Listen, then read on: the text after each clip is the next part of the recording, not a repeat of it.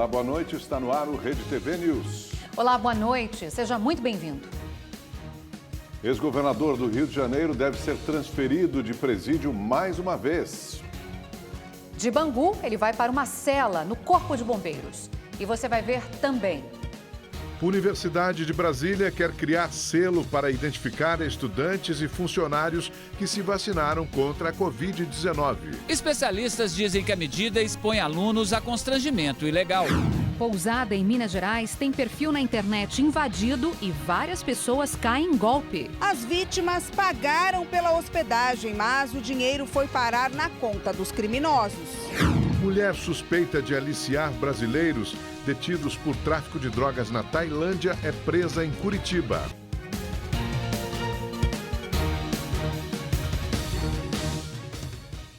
Uma proposta em estudo na Universidade de Brasília causa polêmica. A instituição quer criar um selo amarelo para identificar alunos e funcionários que se vacinaram contra a Covid-19. E quem não tiver o adesivo não poderá entrar na universidade. A proposta foi discutida no Comitê de Coordenação das Ações de Recuperação da Universidade. Segundo o documento, a Secretaria de Comunicação da UNB vai criar um selo de identificação. Os alunos, professores e funcionários serão orientados a colar o selo em um documento de identificação com foto, como RG, CNH, carteira profissional ou estudantil, e apresentar o adesivo ao vigilante ou porteiro na entrada do prédio. O Conselho informou que a medida ainda não está em vigor e foi pensada como forma de agilizar o controle. Mas a ideia é polêmica. Acho que exigido não, até porque vai dar... É para pôr no documento, não é? Não seria para pôr no documento? Não era necessário uma atitude dessa forma, não. As regras sobre o passaporte vacinal variam de um estado para o outro. A maior parte exige o documento somente em situações de grande público, como shows e eventos esportivos. É o caso aqui do Distrito Federal. Já as universidades têm autonomia para estabelecer as próprias normas. A liberdade para que cada instituição decida se vai ou não cobrar o comprovante foi estabelecida pelo Supremo Tribunal Federal em fevereiro. Este advogado explica, no entanto, que a exigência de um selo expõe os alunos e trabalhadores da instituição a uma situação de constrangimento. A decisão da instituição em colocar um distintivo para segregar os alunos que tomaram daqueles que não tomaram a vacina, me parece que é mais uma medida que constrange aquela parcela da sociedade que, por questões pessoais, decidiu não tomar a vacina. Essa medida, ao meu ver, ela é uma medida ilegal e que em nada contribui com o ambiente atual, pós-pandêmico, que estamos passando no Brasil e no Distrito Federal. O Senado aprovou a medida provisória que garante de forma permanente o valor mínimo de R$ 400 para o Auxílio Brasil, benefício que substituiu o Bolsa Família. No início, o programa criado pelo governo tinha um valor médio de R$ 217. O Senado não fez mudanças no documento. Com a aprovação em plenário, o governo terá que desembolsar por ano cerca de 90 bilhões de reais com o principal programa de renda do país. O texto segue para a sanção presidencial. O Tribunal Superior Eleitoral informou que o Brasil ganhou cerca de 2 milhões de novos eleitores neste ano. São jovens de 16 a 18 anos que tiraram o título entre janeiro e abril. E esse número representa um aumento de 47% em relação ao mesmo período de 2018, ano da última eleição. Você vai assistir agora mais uma entrevista da série especial com os pré-candidatos à presidência da República. O convidado de hoje é Ciro Gomes, do PDT. Durante essa conversa com o repórter Mauro Tagliaferri, ele expôs seus projetos, caso seja eleito, e fez críticas ao ex-presidente Lula. Ciro, muito boa tarde, obrigado por estar aqui com a gente. Boa tarde, muito obrigado a você e à Rede TV pela oportunidade. Falar em tema econômico, a gente teve ontem já a elevação da taxa básica de juros, fomos a 12,75%, com expectativa ainda de mais um pouco, isso sob a justificativa da gente tentar conter a inflação. Essa política de conter a inflação com alta de juros, isso a gente já experimentou antes. É eficiente? Se você pegar o IPCA, que é o Índice de Preços ao Consumidor Ampliado, você vai ver o seguinte, 2/3 deles são preços que o governo administra. E que a taxa de juros pode ser 1000% ou 0%. O governo é que baixa um decreto, uma portaria e diz, esse preço aqui vai ser X. Que pressões? Gasolina, querosene de aviação, o gás de cozinha, querosene de aviação. As passagens aéreas cresceram quase 30% no Brasil nesses meses. Mas veja, o óleo diesel dos caminhoneiros. E o óleo diesel está no frete, porque 80% das cargas brasileiras são transportadas por transportadores que usam o óleo diesel como insumo. Se o óleo diesel explode de preço, os preços todos de comida e tal vão subir, porque tudo é transportado pelo óleo diesel. Pois bem, quem determina o preço do gás de cozinha, do óleo diesel, é a Petrobras, com o governo determinando por maioria do Conselho de Administração. O que o presidente Ciro Gomes faria nesse momento? Com relação aos preços administrados pelo governo, administrá-los em favor da maioria do povo e não de minorias. Inclusive Petrobras? Absolutamente, eu estou com o projeto todo estudado. Comigo vai ser o seguinte, no dia seguinte que eu assumir, o Conselho de Administração, porque ali não é lei, não é nada, o Conselho de Administração será reunido e vai deliberar por uma PPE. Vou ficar na mesma sigla. O que é PPE? PPE é preço de paridade de exportação. Então, ok, eu vou dar para a Petrobras a possibilidade de cobrar do povo brasileiro aquilo que ela ganha se exportar. A Petrobras teve um lucro de 102 bilhões de reais com B de bola no ano passado e, ao invés de amortizar suas dívidas, que é o que se faz quando tem um lucro exorbitante numa boa empresa, você amortiza as dívidas, saneia o passivo, o balanço da companhia, não. Distribuíram tudo para os acionistas minoritários. Quem são os acionistas minoritários? Os donos da bola, estrangeiros e brasileiros, a quem o seu Lula fez a maior privatização do capital não votante da Petrobras da história da Petrobras. Falou no Lula agora. Ele recentemente ele fez um ataque a você, dizendo que ele acha que ele não estava entendendo se você estava com alguma sequela, se você teve Covid, teve alguma sequela mental. Isso foi depois de um comentário que você fez sobre o impeachment da presidente Dilma. A que você atribui esse tipo de comentário? O Lula não está nada bem, para quem como eu conhece há quase 40 anos e de perto.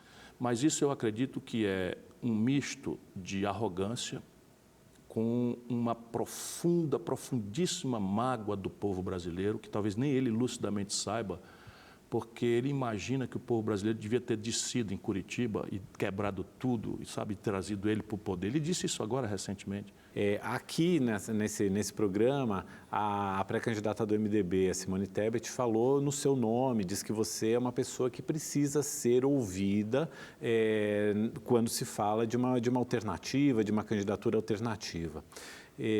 Você também tem conversado com o PSD do Gilberto Kassab, você tem alguma interlocução com determinadas áreas do União Brasil também. Que forças você pensa serem possíveis ainda aglutinar em torno da sua candidatura? Sem querer ser chato e já sendo, mas ajudando o povo a entender, eu posso separar a pergunta em 2 aspectos que eles estão envolvidos. Primeiro, claro que para eu passar esse conjunto de propostas, eu preciso de uma interlocução com o Congresso Nacional. E eu preciso dizer que eu não aceito mais essa interlocução que é feita com o tal Centrão. Porém, fica aqui o meu compromisso moral de um democrata. Quem você eleger, é com ele que eu vou negociar.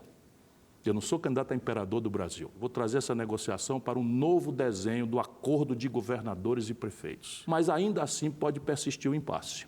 A minha ideia é que, ao invés da gente ir para se render à corrupção e desmoralizar o pacto com a população, que aquilo que persistir como impasse, depois de eu ter proposto na eleição, ter proposto na primeira hora, ter feito uma negociação intensa com governadores e prefeitos junto com os deputados, persistiu o impasse, chama o povo para votar diretamente. Plebiscito, referendo. Está previsto na Constituição.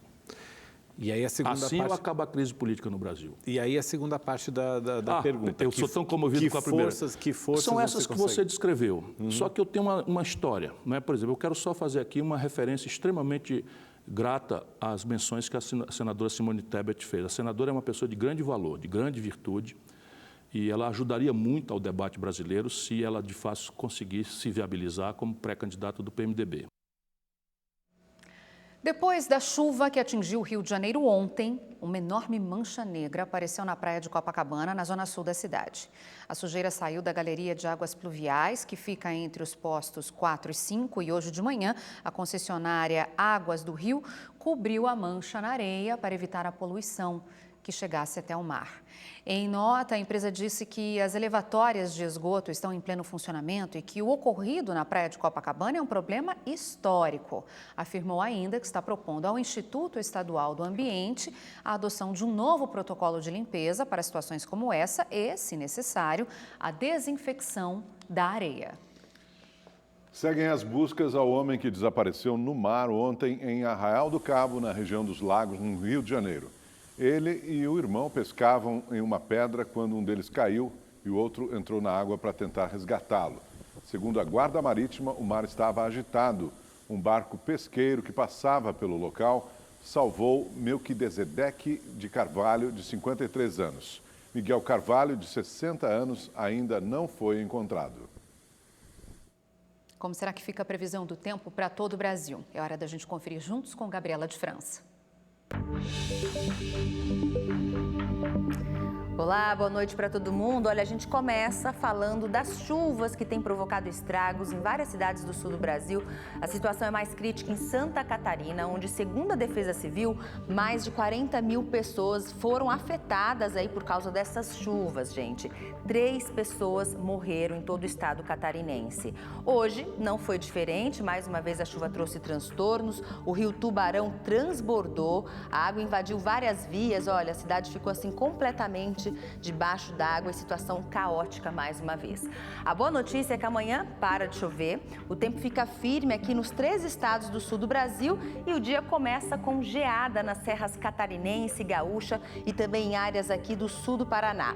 Geada e frio, hein? Mínima de apenas 11 graus em Curitiba, de 12 em Porto Alegre e de 14 graus em Floripa. E esse friozinho vai se espalhar para outras áreas do Brasil. Atrás da frente fria que trouxe chuva, vem o ar polar, que vai conseguir derrubar as temperaturas também aqui no Mato Grosso do Sul, em áreas do Mato Grosso e até do norte, aqui como Acre e Rondônia, que a gente chama de friagem. Vai derrubar as temperaturas também em áreas aqui de Minas Gerais, Rio de Janeiro e em São Paulo. Capital paulista, que teve recorde de frio, hoje foi a manhã mais fria do ano, mínima de 12,6 graus. A madrugada continua fria aí nos próximos dias, com mínimas na casa dos 14 graus. À tarde o sol aparece com força até domingo e a temperatura vai subindo aos poucos, chegando aos 24 graus no domingo. Campo Grande também vai ser mais ou menos assim, tá? Começa com friozinho de 14 graus, mas à tarde esquenta, máxima chega aos 28 graus. Situação parecida em Belo Horizonte, com mínima de 16 e máxima de 26 graus. Certo? Bom, e amanhã o sol aparece com força em grande parte do Brasil. O ar seco vai predominar em todo esse amarelão aqui, essa área mais clara. Atenção para chuva forte, tempo mais fechado aqui entre o Amazonas e Rio Grande do Norte. Natal está em alerta para temporal que pode causar transtornos. Amanhã eu tô de volta e eu espero você. Até lá. Boa noite. Tchau, tchau. O Conselho Federal de Medicina regulamentou as regras para a teleconsulta no Brasil. Essas definições valem a partir de hoje. Com a pandemia, o uso da telemedicina se expandiu. Segundo dados da Associação Brasileira de Empresas de Telemedicina e Saúde Digital, entre 2020 e 2021, foram realizados mais de 7 milhões de atendimentos à distância em todo o país. Para Mariângela, a telemedicina representa a economia. Ela mora em São Paulo e veio fazer uma cirurgia no Recife. Os próximos atendimentos serão à distância. A tecnologia só tem melhorado a situação da medicina, né? É fantástico, porque se não fosse isso, eu teria pensado 2 vezes em vir fazer essa cirurgia aqui, né? Iria ter que ficar me deslocando de São Paulo para Recife. As teleconsultas, que antes estavam permitidas apenas em caráter emergencial, agora estão regulamentadas. A resolução do Conselho Federal de Medicina começou a valer hoje, com algumas regras. O médico é quem decide se a consulta pode ser à distância ou não. O paciente tem que concordar com essa decisão. Pessoas com doenças crônicas não podem passar mais de 6 meses sem realizar uma consulta presencial. Os dados do paciente também precisam ser preservados. É necessário que se tenha um software específico para que se mantenha contato. É necessário que tenha certificações digitais para que você consiga enviar de forma segura receituários, atestados, laudos, o que for necessário para o atendimento do paciente. O texto estabelece que os planos de saúde podem optar por oferecer ou não as teleconsultas. Outro ponto importante da resolução diz respeito ao valor da consulta médica, que permanece o mesmo, seja online ou presencial. Quase 80 quilos de ouro foram apreendidos no interior de São Paulo. A carga era transportada com a escolta de policiais militares. Vamos conversar sobre esse assunto com o repórter Guilherme Lopes, que traz mais detalhes para a gente. Boa noite para você, Guilherme. Essa carga chegou de avião, né? Oi, Augusto. Boa noite a você, boa noite a todos. Isso mesmo. Esse avião era um avião particular, já monitorado pela Polícia Federal. Ele fez o pouso ontem à tarde em Sorocaba, no aeroporto que fica no interior do estado. E essas barras de ouro estavam divididas em malas. De lá, elas foram colocadas em 2 carros e transportadas. Na rodovia Castelo Branco, próximo à capital paulista, esses veículos foram abordados pela polícia e 6 pessoas detidas para fiscalização. Dessas 6 pessoas, 4 são policiais militares e 2 atuam na Casa Militar, que é um órgão do governo do estado responsável pela segurança do Palácio dos Bandeirantes. A Polícia Federal informou que esses policiais, que são um tenente-coronel, 2 sargentos e um soldado, faziam a escolta desse carregamento suspeito. O caso foi registrado na delegacia da Polícia Federal, que fica em Sorocaba. Depois que o boletim de ocorrência foi elaborado, todos os envolvidos foram liberados. A Polícia Federal informou que abriu um inquérito para investigar os possíveis crimes de extração irregular de minério, usurpação de bens da União e receptação dolosa. Toda essa carga foi avaliada em cerca de 23 milhões de reais. Uma 4ª mala com uma farta documentação também foi apreendida e vai passar por perícia. Ainda segundo a Polícia Federal, esse ouro teria saído dos estados do Pará e do Mato Grosso. O governo do estado, por meio de nota, informou que determinou à Corregedoria da Polícia Militar que apure a conduta desses policiais para descobrir se houve algum crime. Já a Casa Militar informou que o tenente-coronel está afastado de suas atribuições desde outubro do ano passado, cumprindo licenças para dar entrada na aposentadoria. Já o sargento foi afastado de suas funções temporariamente até que esse caso seja esclarecido. Guilherme Lopes para o Rede TV News. Obrigada, Guilherme. E o ex-governador do Rio de Janeiro, Sérgio Cabral, foi transferido novamente no início da noite de hoje. Vamos então ao vivo ao Rio de Janeiro conversar com o repórter Tony Vendramini. Boa noite, Tony. Quais são as informações que você tem a respeito dessa transferência?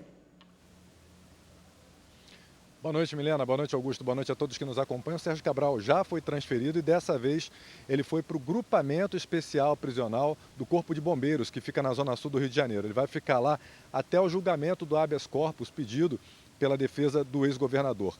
A liminar foi concedida pelo desembargador convocado do STJ, Olindo de Menezes. Ele alega que a permanência de Cabral em Bangu 1, para onde o ex-governador foi transferido na última terça-feira, não seria prudente, já que existe uma decisão do STF para que o Cabral cumpra a pena em uma unidade diferente de outros condenados e réus nos processos aos quais ele responde.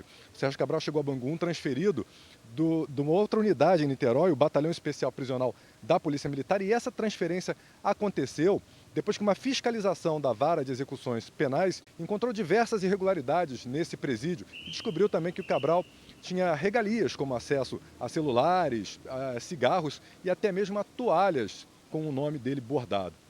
Do Rio de Janeiro, Tony Vendramini para o Rede TV News. Obrigado, Tony. A Justiça do Rio de Janeiro concedeu liberdade condicional a Adriano dos Santos Rodrigues, filho biológico da ex-deputada federal Flor de Lis. No mês passado, ele foi condenado a 4 anos, 6 meses e 20 dias de prisão em regime semiaberto por atrapalhar as investigações da morte do pastor Anderson do Carmo em 2019. Adriano teve a participação confirmada em uma carta forjada para inocentar a mãe. Na decisão, o juiz Leonardo Rodrigues da Silva disse que ele preenche os requisitos para o benefício e não tem faltas disciplinares em sua ficha criminal. Adriano terá que comunicar eventual mudança de endereço, não poderá sair do estado sem autorização judicial e ficará proibido de se ausentar por mais de 5 dias sem prévia autorização.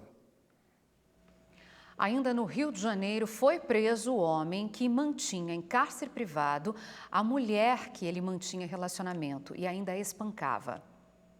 A imagem da câmera de segurança mostra o momento em que Ana Luísa Dias foge de um prédio em Copacabana, onde havia acabado de viver um filme de terror. Eu passei os piores dias da minha vida, a partir do momento que começou a agressão, né? Dá pra ver. Né? Eu não comia, né? Ele chegou a comprar comida, uma lasanha, mas não conseguia mastigar, eu tava com o maxilar partido ao meio, né? Foram 3 dias mantida em cárcere privado, sofrendo as agressões de Fred Henrique Lima Moreira, com quem tinha um relacionamento de 8 meses. Fred foi preso na terça-feira e na casa dele, a polícia encontrou um soco inglês, um bastão retrátil e uma réplica de uma pistola. A jornalista acredita que o crime tenha sido motivado por ciúmes e conta que na última sexta-feira, mesmo muito machucada, aproveitou o momento em que ele saiu para comprar café da manhã e conseguiu escapar. Me mantive escondido na escada dele, né? E ele acabou ele subindo, no que ele subiu, ele deixou acho que as compras de mercado do lado da porta, e aí eu acabei conseguindo descer os 9 andares, acabei conseguindo fugir. Ana procurou a polícia imediatamente e em seguida foi encaminhada para um hospital. Os médicos constataram que ela havia sofrido traumatismo craniano e fratura na mandíbula. A jornalista permaneceu internada até quarta-feira, quando conseguiu prestar depoimento. Não foi a primeira agressão sofrida por essa vítima. Ela narrou que já sofreram uma agressão pretérita em dezembro do ano passado, contudo não levou tal fato a conhecimento das autoridades públicas, acreditando no aparente arrependimento do agressor. Fred Henrique vai ser indiciado por tortura, cárcere privado e tentativa de feminicídio. Ele já tinha passagem pela polícia por tráfico de drogas, associação ao tráfico, porte de arma de fogo de uso restrito e por agressão doméstica e familiar. Nunca ache que com você vai ser diferente, porque eu achava que comigo ia ser diferente. Ele tinha feito com as outras 2 ex-mulheres dele, e eu achei que comigo ia ser diferente. Comigo foi diferente, porque foi bem pior, eu quase morri. Revoltante esse caso, né? Uma pousada que fica em um dos destinos turísticos mais procurados de Minas Gerais teve o perfil invadido por golpistas. Eles anunciaram promoções e conseguiram fazer pelo menos 16 vítimas, que pagaram pelos pacotes. Só que o dinheiro foi para a conta dos criminosos. Essa empresária planejava um final de semana romântico para comemorar o Dia dos Namorados. A pousada na Serra do Cipó era o destino perfeito e a promoção de R$ 800, com diárias e refeições já incluídas, chamou a atenção. Como era bem tentador, eu inclusive fiz uma reserva para uma suíte mais cara, uma suíte mais completa, com hidro e tal. E efetuei o pagamento da entrada, né? O que ela não sabia é que estava depositando R$ 400 na conta de golpistas. Os suspeitos hackearam as redes sociais e o WhatsApp da pousada e depois passaram a anunciar promoções para atrair as vítimas. Esse homem só ficou sabendo que havia caído no golpe ao chegar na pousada para aproveitar o final de semana. Situação muito ruim, muito frustrante, né? Fiquei bastante decepcionado, sem saber o que faria lá no momento. Saí de lá, assim, meio que sem saber o que fazer mesmo. Os estelionatários não pareciam preocupados. Nessa conversa de outra pessoa que também foi enganada e chegou a depositar R$ 1.100, os criminosos ainda debocharam. Depois pedem que não desejassem o mal deles. Após a descoberta do golpe, 16 pessoas já procuraram a delegacia para registrar boletim de ocorrência. A divisão especializada em crimes cibernéticos abriu investigação para tentar identificar os golpistas. Sempre desconfie de propostas e preços mais baixos praticados por empresas também em redes sociais. Sofreu esse golpe, esse estelionato, registre a ocorrência policial, faça uma contestação no seu banco de origem visando a restituição dos valores. Eles podiam ter colocado lá, gente, nosso perfil foi hackeado e tal. Não, eles só 4 dias depois colocaram que já tinham resgatado aí as redes sociais. O prejuízo ficou pra gente. Em nota, os donos da pousada Santa Vila disseram que acionaram a polícia. Eles alegam que também foram vítimas do golpe e lamentam toda a situação. Pediram um e-mail oficial, um telefone oficial para que ela entre em contato, confirme aqueles dados, porque essa situação de hackeamento de redes sociais tem se tornado cada vez mais comum, trazendo uma dor de cabeça para vários consumidores aí, que acabam perdendo as suas economias, porque recuperar realmente fica bem difícil. O líder de uma quadrilha que aplicava golpes financeiros e se passava por pastor foi preso em uma operação realizada principalmente em Minas Gerais. Os policiais fizeram buscas e apreensões em endereços da quadrilha na cidade de Unai, onde o líder do esquema tem um imóvel de luxo. A casa teria sido construída com o dinheiro do esquema, que movimentou 65 milhões de reais. Também foram feitas buscas em Belo Horizonte, em Belém do Pará e no Distrito Federal. Câmeras de segurança registraram um assalto no mercado em Frutal, interior de Minas Gerais. Veja este e outros flagrantes pelo Brasil. As imagens mostram quando 2 criminosos chegam ao local e rendem funcionários e clientes. Um homem é obrigado a se deitar no chão enquanto é revistado. O outro aponta uma arma o tempo todo para as vítimas. Os bandidos colocam o dinheiro dos caixas em uma sacola e fogem. Pouco tempo depois, os suspeitos de terem cometido o crime, de 18 e 19 anos, foram localizados no cemitério da cidade e presos. Com eles, a polícia encontrou uma arma e R$ 2.800. Um policial militar foi flagrado jogando spray de pimenta em ciclistas em Olinda, no Grande Recife. As imagens foram gravadas por um dos integrantes do grupo e mostram quando uma viatura passa e lança o produto. Spray de pimenta, rapaziada. Os cerca de 90 ciclistas fazem parte dos grupos Meninos do Asfalto e Rolezinho de Bike e sempre realizam passeios na região. A Polícia Militar informou que o caso está sendo investigado. Uma câmera de segurança flagrou um caminhão desgovernado descendo uma avenida em São José dos Campos, no interior de São Paulo. O veículo capotou e caiu na rua de baixo.